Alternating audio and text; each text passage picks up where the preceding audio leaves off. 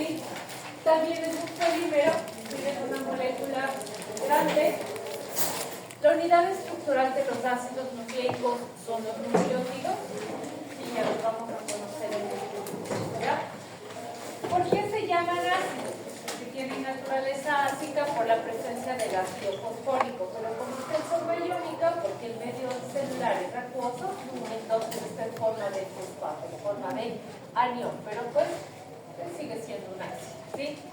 El término nucleicos hace referencia a su abundancia, no era abundancia en realidad, a su presencia en el núcleo celular, pero es una imprecisión en realidad, porque no todos los ácidos nucleicos son ácidos, ¿sí? De hecho, hay un organelo que el ácido nucleico más abundante está fuera del núcleo, ¿sí? Y es el ribosoma, ¿de acuerdo? Entonces, es una impresión, ¿ya? Ahí estamos viendo la cadena polinucleótida de los dos tipos generales de ácidos nucleicos que tenemos. Como ustedes ven, ambos tienen en su estructura fosfato, tienen también una base nitrogenada, es decir, un compuesto que tiene muchos grupos amino, ¿sí? Por eso es base, y que, también esta ahora ya como que no funciona bien. Esta es la pentosa, ¿sí? Está formado por fosfato que está unido a una pentosa, y justamente la pentosa hace diferencia entre los dos tipos generales de ácidos nucleicos. En el caso del ADN es la desoxirribosa y en el caso de los ARN la ribosa, ¿sí? Y unido al azúcar también, en la pentosa se encuentra la base nitrogenada, ¿sí? Son 4 tipos distintos con una variación entre ambos tipos de ADN. Que la timina es exclusiva del ADN y el uracilo exclusivo o los ARN, ¿sí? De ahí las otras 3 bases nitrogenadas son las mismas, ¿ya? Vamos a ir viendo las partes y luego vemos cómo se ensamblan para formar la macromolécula, ¿sí? Vamos con las bases nitrogenadas. Hay una clasificación, hay 2 grupos. Las purinas son la adenina y la guanina, que recuerden que están tanto en el ADN como en los ARN. Son bases nitrogenadas un poquito más grandes que las otras, porque tienen dos ciclos, o sea, es un policiclo, son 2 ciclos, ¿sí? Ahora, las bases nitrogenadas, para poder formar los ácidos nucleicos, tienen que formar puentes de hidrógeno entre ellas, entre bases nitrogenadas complementarias, o sea, no es indistintamente la unión. La adenina siempre se va a unir a la timina, en el caso del ADN, y al uracilo, en el caso de los ARN. Y la guanina siempre se va a unir con la citosina, ¿sí? Esa es la complementariedad, AT, AU y GC, ¿sí? Son las siglas de las bases nitrogenadas. Esta complementariedad de bases nitrogenadas, ¿sí? Se debe a un factor de espacio, que ya vamos a ver más adelante, y pues para que se dé esta unión va a tener que formarse entre las bases nitrogenadas puentes de hidrógeno. Los puentes de hidrógeno es un tipo de enlace que permite que los ácidos nucleicos se formen, ¿sí? Que se ensamblen, que se unan entre sí las bases nitrogenadas. Entonces, si es que se van a formar puentes de hidrógeno, necesariamente las bases nitrogenadas deberán tener grupos polares.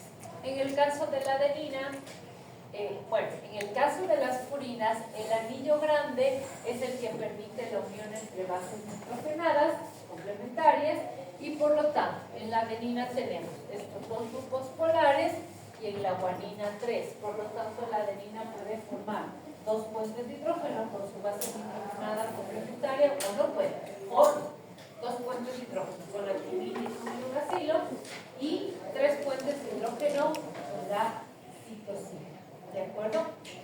Y este NH9, es decir, del anillo pequeño, es el que permite que esta base nitrogenada se una a la pentosa. Hace rato vimos que la base se unía a la pentosa, ¿se acuerdan? Es a través través del NH9. ¿De acuerdo? Entonces, las bases complementarias deberían tener también grupos polares. Sabemos que la citosina es la base complementaria de la guanina y ese tiene 3 grupos polares. Por lo tanto, la citosina también debería tener 3, ¿verdad? Ahí está. Y el nitrógeno 1, el NH1, le sirve para unirse a la pentosa. La adenina se une con la timina del ADN y con el uracilo en el ARN. Y la adenina tenía ¿cuántos grupos polares? 2. Por lo tanto, la timina y el uracilo deberán tener también por lo menos 2 grupos polares. Ahí están los grupos polares que forman los puentes de hidrógeno. Y el NH1 para unirse con la pentosa. Aunque este CO es polar, es decir, podría formar puentes de hidrógeno, no se forma puentes de hidrógeno con la adenina. ¿Por qué? Porque en esa posición, la adenina, ¿sí? En la adenina tenemos un CH y esto es no polar. ¿Sí? Como esto es no polar, es por eso que no se puede dar un tercer puente de hidrógeno entre la adenina y la timina y uracilo. Es decir, este de aquí no forma enlace. ¿Sí? Ahora, ya hemos visto las bases nitrogenadas, ¿no es cierto? ¿Cuál es la otra parte? La pentosa. La ribosa y la desoxirribosa, nosotros ya les conocimos de la estructura. En su momento les había indicado que es la forma beta, ¿sí? La que tiene función biológica, la que está formando parte de los ácidos nucleicos, ¿verdad? Entonces ahí está. Esto ya lo vimos, ya lo necesitamos resaltar. Y la tercera parte, bueno, ahí está el carbono en el que hace la diferencia ribosa y desoxirribosa, ¿se acuerdan? ¿Sí? Ya. El fosfato, pues del ácido fosfórico, que en el medio biológico está en su forma iónica. ¿De acuerdo? Listo, ahora vamos viendo cómo se van ensamblando las partes. La unión de la base nitrogenada con la pentosa se llama nucleósido.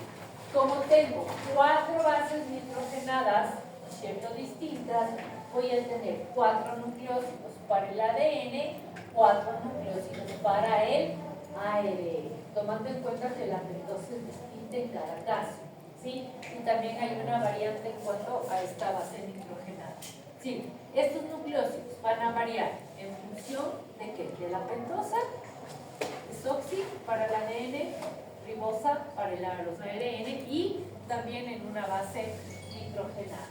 El enlace es un enlace N-glicosídico. ¿Por qué? Porque resulta de la reacción entre el grupo amino, entre el NH9 de la base purina y el NH1 de la pirimidina, de la más chiquita, con el OH beta de la pentosa. ¿Sí? Por eso necesitamos que esté en forma beta. ¿De acuerdo? Evidentemente se libera agua en el proceso. Se va el OH de aquí y el H de aquí y se queda unidos mediante enlace N-glicosídicos. N porque es entre NH y OH, no es entre OH. ¿De acuerdo? ¿Sí? Ahí está el enlace. Luego, ¿qué le falta para formar la unidad estructural de los ácidos nucleicos, que es el nucleótido? Que se unen este OH de aquí, el del carbono 5, este es el carbono 5, que se unen este OH, el grupo fosfato, ¿sí? Miren, vean cómo está unido, ¿sí? Aquí están los 4 nucleótidos del ADN, ¿sí? Con las bases purinas, con las bases pirimidinas, ¿sí? Está competido, ¿de acuerdo? ¿Sí? Para los ARN sería exactamente lo mismo, excepto que el azúcar es la desoxirribosa, es la ribosa, ¿no es cierto? Y que en vez de timina tengo uracilo. Aquí les he traído solo uno de los nucleótidos del ARN, pero recuerden que hay los 4, ¿sí? Aquí está el de uracilo. ¿Cuáles faltan? El de guanina, el de citosina y el de adenina, ¿sí? Son 4 iguales. ¿De acuerdo? ¿Sí? Esta es la unidad estructural de los ácidos nucleicos. Cuando los nucleótidos se unen entre ellos, van a dar origen a las cadenas polinucleótidas que después van a dar origen al ácido nucleico. Entonces vamos viendo ya, ahora que ya conocemos la unidad estructural, ¿sí?